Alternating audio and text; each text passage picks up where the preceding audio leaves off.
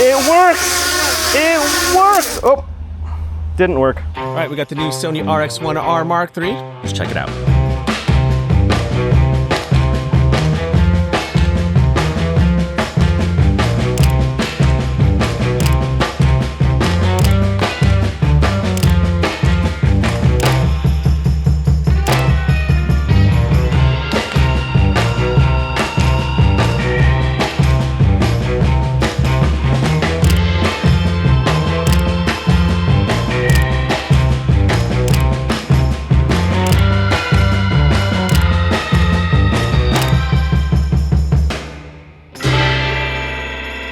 This is going to be an interesting video, but I'm going to do my best to talk about the Sony RX1R Mark III through the lens of a hybrid shooter, someone that shoots photos and videos equally. First of all, the size. I do love the size of this camera. I think it's a great street photography camera.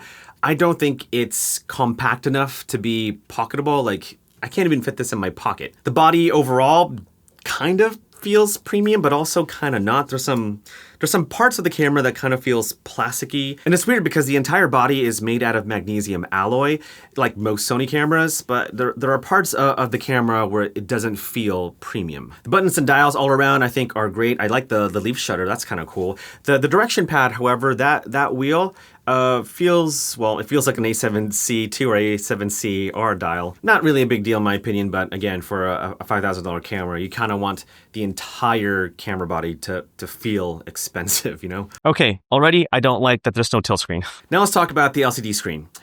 Don't like it. I find it to be inaccurate. Like when I was trying to take a photo, it looked overexposed even though the values didn't really reflect that. And I feel like it's the same LCD screen from the A7C2 and A7CR. I don't know if it's worse or the same. I'm just not a fan of the LCD screen. Also, the lack of no tilt. Like that was pretty hard to take photos with this camera. And I don't know, maybe I'm spoiled with cameras like my Alpha 1 Mark II where I have that 4-axis rotating flip out screen. And so not having a screen that does anything made it a little difficult to take photos. Like I got the shot, like don't get me wrong, but I almost expected for a camera like this to have a tilt screen at the very least. I do feel like with this camera specifically, you have to use the EVF and the eye cup. Like it's not the best EVF in the world. It's almost very similar, if not the same exact EVF from the A7C2 and the A7CR. It's just that I can't really rely on the LCD screen with this camera. Like when I was taking photos outside, like I had to use the EVF. So yeah, that's probably one of the biggest disappointments with this camera is just the LCD screen is not very good. As far as operating the camera, like changing the shutter speed, ISO, etc., it performs like any other Sony camera, like no standout there. But what was cool is the vertical display rotation feature where the display on the camera rotates as you rotate the camera. So that's cool. Operating the lens was great too. Super easy to change the value of the aperture, to switch from normal mode to macro mode. More on that later. Love that feature. And then battery life. Battery life was okay, but almost reminded me of the battery life from the Sony a6500. Didn't last very long, but definitely better than that slim, tiny battery from the previous RX camera in the Sony ZV-1 series. Also, charging it took a while too, so keep that in mind. Now, before we get to the image quality, I do want to talk about the autofocusing performance of this camera because I do find it kind of weird. So there's a dedicated AI processor in the RX1R Mark III, right? The same AI processor from the A7R5, same AI processor as my camera, the A1 Mark II.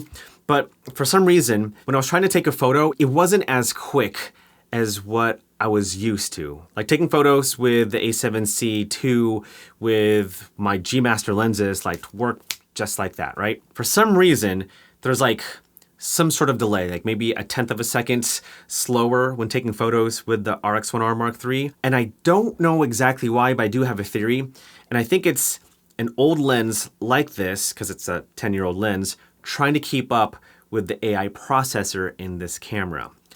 I don't know for sure.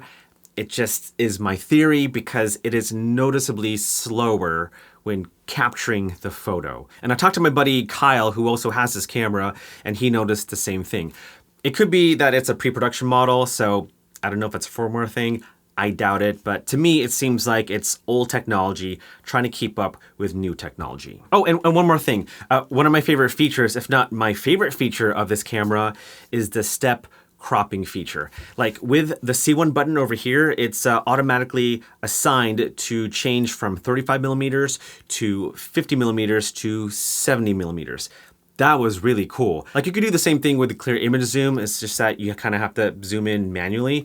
But with the crop step, like that was super easy to switch from 35 to 50 to 70 when I needed to. You do lose resolution, keep that in mind. But if you just want to change your composition or change your focal length real quick, that crop feature is really handy, especially in macro mode. Okay, so surprised by how much I love macro mode.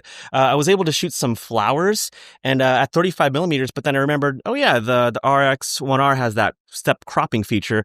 So I pushed the C1 button to go from 35 to 50 to 70 and got some really nice macro shots. And so yeah, pleasantly surprised with the macro feature of the RX1R Mark III. They gotta do a better job naming their cameras. Now let's talk image quality. It's great. I mean, 61 megapixels, like you're gonna get nice, sharp photos that look great, colors look great.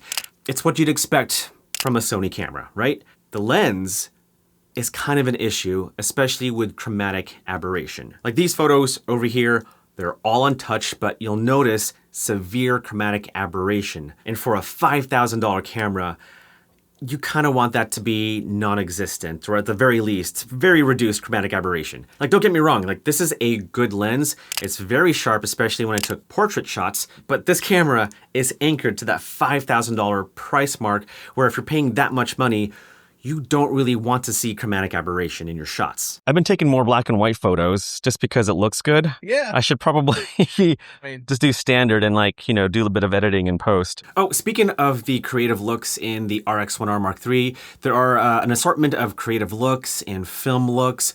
They're all okay. I personally liked using the film look number 2. I loved using black and white, but that's kind of it. They're baked into the JPEGs, and I'm not so sure about the RAWs. I couldn't really open up the RAW files in Lightroom. I had to convert them into TIFFs, and those looks were baked into the TIFF files, and so I can't say for sure if those looks are baked into the RAW files. Now, the Sony RX1R Mark III can shoot video 4K 10-bit 422 up to 30 frames per second, and if you want to film 120 frames per second, you got to film in HD. And so we're gonna shoot some video for this segment. There is no IBIS, just electronic active stabilization. So we'll see. Here we go. 3, 2, 1, and let's walk.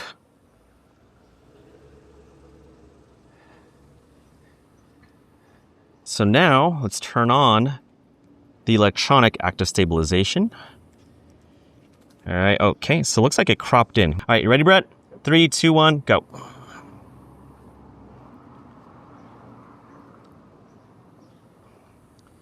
Okay. All right, so we're gonna give the RX1R Mark III a fair shot at video by putting it on a gimbal. All right, here we go. 3, 2, 1, and action. So obviously, on a gimbal, your shot's gonna look really steady. Oh, I could use the step cropping feature. Ooh, let's do that. So I can't. When you're recording, you can't. Oh no, you can't. Like once you hit record, you can't. Yeah. Well, I'm not even recording and I can't crop in. Oh my, okay. That's something. Overall, video quality, it's good. 4K, 10-bit, S-Log3, that's fine. It's just that the lack of IBIS, I don't know. I wouldn't recommend this camera to shoot video. And with that said, moving to my final thoughts, am I gonna get this camera? No, not at all. I mean, I already have an Alpha 1 Mark II. I'm good. I kind of don't need any other camera. I'm set. And yes, that's a very expensive camera on its own, $6,000 or something like that, but it's worth every penny because I use it for photography and video equally. It does what I need it to do. So as far as value goes, I feel like this camera is way overpriced. I think the accessories are absurdly overpriced. Like, how much is that thumb grip? 200, 300 bucks? Like, that doesn't make sense to me. Oh, but it's a high-end accessory. Really? A thumb grip? And if I want a high-end camera, I kind of want something different to my Sony cameras, right? Which is why I think people gravitate towards the Leicas or the Fujifilms. Like, people want something different. And that's the thing. Like, I know Sony's going for the Leica Q3 audience. It's just that with the Leica Q3, for better lack of a word, like, it has a vibe, right? People want that camera because it feels nostalgic.